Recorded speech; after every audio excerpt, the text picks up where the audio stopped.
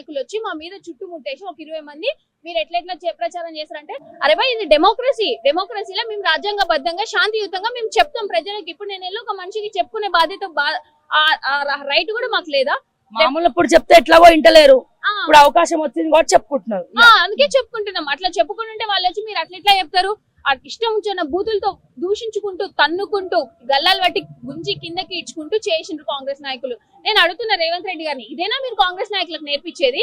అదే కొంచెమన్నా minimum civic sense అనేది లేకుండా పోయిందండి. ఇప్పుడు వాళ్ళకి అధికారం ఉంది, మెడలో కాంగ్రెస్ కండువా ఉండగానే ఇంకా వాళ్ళకి మొత్తం పవర్స్ వచ్చేసినట్టేనా? మరి నార్మల్ సివిలియన్స్ ఏమైపోవాలి? ఇట్లా ఈ రోజే ఈ రకంగా బెదిరించినాడు అని అంటే రేపు పొద్దున జూబ్లీ హిల్స్ హోటల్స్ పరిస్థితి ఏంది? ఆ రకంగా చూసుకుంటే ఎంటైర్ తెలంగాణ పరిస్థితి ఏంది? ప్రతిసారి మీరు బెదిరించి గుండాయిజం చేసి రౌడీజం చేసి నడుపుతున్నారు కదా, అట్లనే పాలన చేస్తున్నారు కదా. ఎన్ని రోజులు చేసుకుంటా పోతారు రేవంత్ రెడ్డి గారు? మేము నిరుద్యోగులము ధర్నాలు చేసినా నిరసనలు ఏ రకంగా తెలిపినా పోలీస్ ఫోర్స్ పెట్టి మమ్మల్ని అడ్డుకుంటాడు.